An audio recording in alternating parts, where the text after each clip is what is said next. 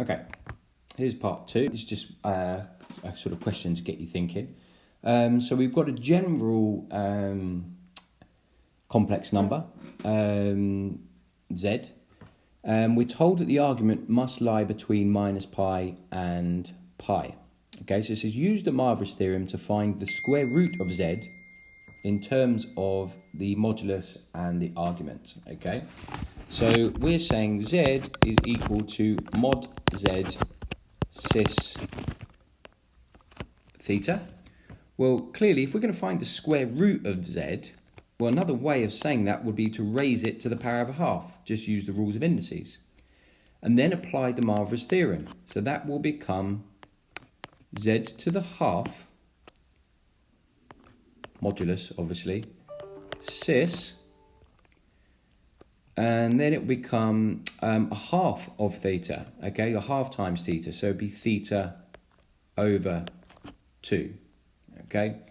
So we can rewrite it as the square root of z is equal to the square root of z absolute value, so the modulus of it, cis theta over 2, okay.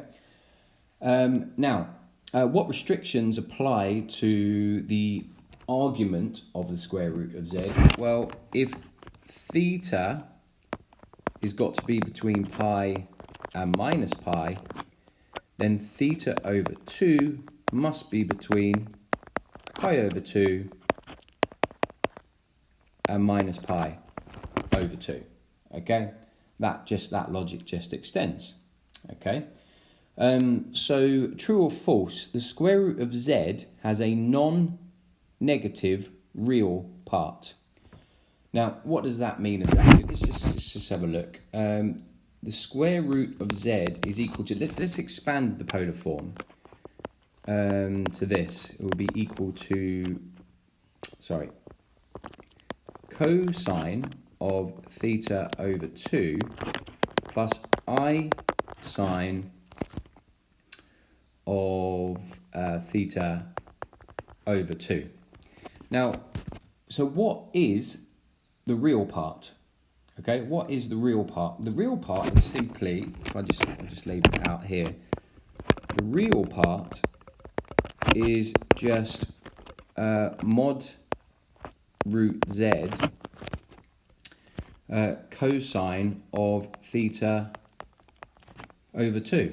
Okay, so the first thing we can say is that this part must be positive because it's an absolute value. Okay, that bit must be positive.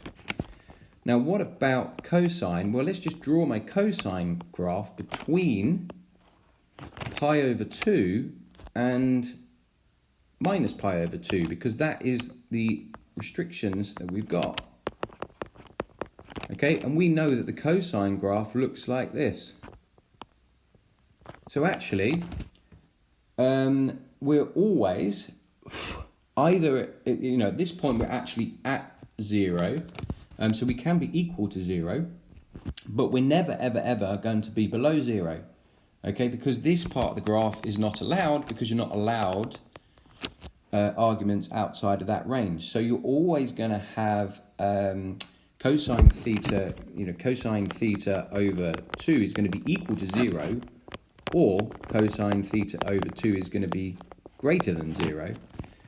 So therefore, you're not going to have a negative real part. So the square root of z has a non-negative real part. It's either 0 or it's positive. So the answer is that it is true.